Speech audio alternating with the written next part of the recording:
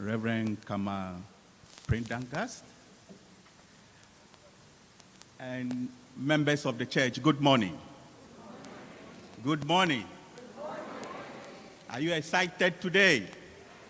Did you like the sermon? Did you really like the sermon? Excellent. If you really did like it, just clap for the church. That's why you should be here. Thank you. Thank you. Reverend Kamal, thank you very much on behalf of the HIV family and the group that fights for human rights and for keeping people alive. We really want to thank you for opening your doors for us to celebrate with you and to remind all of us the humanity in us. Your sermon was excellent. From the book of Ezekiel to Ephesians and to Matthew, it was clear that Christ Jesus doesn't want any human being to be left behind. He wants all of us to be treated equally, and even he is ready to leave a flock of 99 and go and chase single one that is lost. Because that single flock has an equal stake in the family, just like any other flock. And as he said, when I was sick, you were not there. When I was in prison, you were not there. It is important that we focus on this sermon and connect it to why we are here. The United Nations has made the 1st of December the day for celebrating people who have died of HIV, people who have survived HIV, people who are fighting for a just cause. And Reverend, as you said, we need to protect the dignity of everyone. And basically, this is what this World AIDS Day is about. The theme is clear. Let communities lead. Over 42 years ago, over 4 decades ago, when HIV was recognized, believe you me, those who are old enough saw in those days the way people stood up to fight this disease, this unknown disease that many people didn't know about. Communities stood their ground, and they championed for the lives of their fellow human beings. Just as Jesus said, whatever you do to the least amongst us, you do to me. Today, as we speak, every minute, one person dies of AIDS somewhere in the world. Every minute. Every minute, one person somewhere, whether in my country, Ghana, or even here in Jamaica, or anywhere else, one person dies of AIDS. In Jamaica, every week, 21 people are estimated to die of AIDS in Jamaica every week. That should be your concern. Every week, 27 Jamaicans get infected with HIV. That should be your concern. And so when we, in unity, as a family, fighting for a human cause, this is why. Because we don't want to treat anybody different. It is important that we celebrate how communities took leadership. And I remember the church was at the forefront of championing the cause of life, providing compassion, providing food, praying for people, because AIDS was a disease that does not have even any treatment in those days. Today we have treatment. the church played a significant role in fighting stigma and discrimination. Today, as I speak with you, we still have 15,000 Jamaicans who are not on treatment. And we definitely need to see what we can do as a church, as a society, as a country, to ensure that nobody gets infected with HIV in Jamaica and nobody dies of AIDS in Jamaica.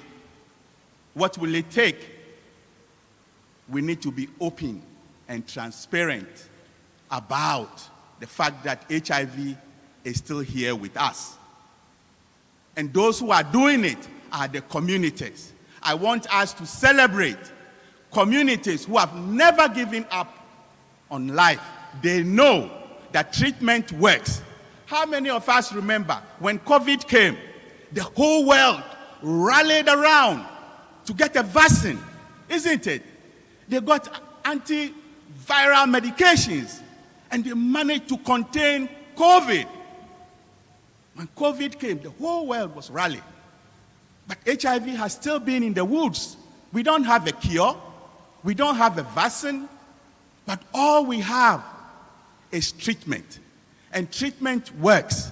Treatment is keeping people alive. So why is it that we still have over 15,000 Jamaicans not on treatment? The government, thank God, provides the drugs for free in our facilities. So why is it that people are not showing up?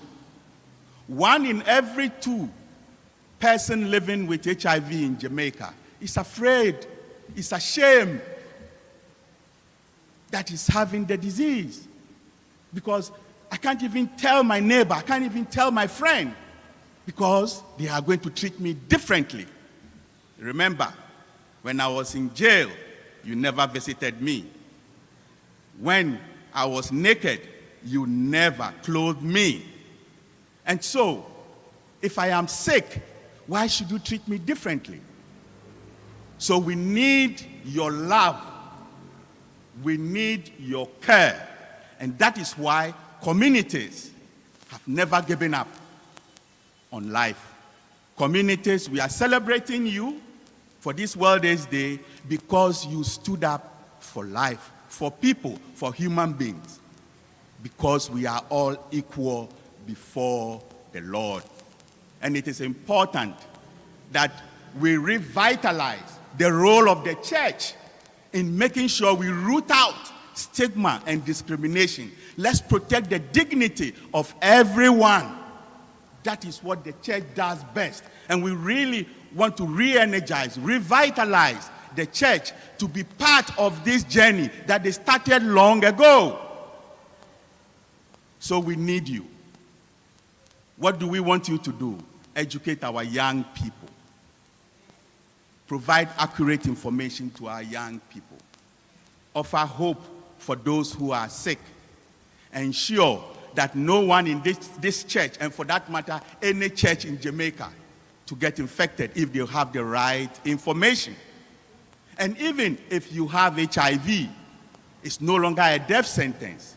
As I said, we have treatment that can keep you alive, and people who are living with HIV and are on treatment actually have almost the same life expectancy as those who are HIV negative. That is how good treatment is. So in the absence of a cure, we still have treatment that works. But the fact that we have treatment does not mean that you have to get infected. That is why we need to protect the church. We need to protect the Jamaican society. So we are celebrating World AIDS Day, and we want it to be a call to action. How can we galvanize the different groups within the church for them to talk about men, for them to talk about women, for them to talk about our young people and our health? How can we get that done? Through the church. The church has the numbers. And so, Reverend, we really thank you for this opportunity for us as community people to remind all of us that AIDS is not over. AIDS is still here in Jamaica. But we have hope that we can root out AIDS and HIV in our society, if we treat people with the humanity that they deserve, with the dignity that they deserve, we need to protect the rights of people who look different from us.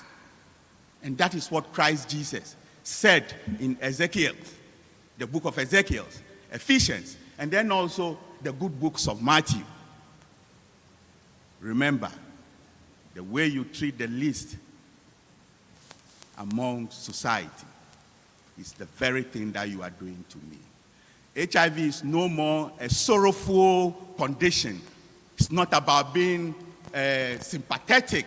It is about taking it as a human cause that we can live and help others to live so that we can grow and develop this country to be the best place to live and do business and grow families and get excited that Jamaica has what it takes to end this epidemic. So let's celebrate the power of human rights groups. Let's celebrate the power of persons living with HIV, at risk of HIV, and affected by HIV. We definitely need your love in addressing gender-based violence. 16 days of activism has just started. It started yesterday. Through violence, women get infected. And we want you to speak up. Let's protect our women. In the same vein that we protect our women, let's protect our men and our girls and our boys. The job is for all of us to do. So Reverend Kamal, I hope that as we celebrate this World AIDS Day, and for the years to come, we will continue to remind the church that AIDS is not over. HIV is not over, but there's something we can do about it. It's no more the disease that we have to be afraid of, because there is hope. Let's not leave anyone behind, as the United Nations always say. It's a collective development that we want for our country, and let's make sure that we have everybody playing a role, regardless of who we are, who we love. We are all Jamaicans. Out of many, one people. Thank you very much.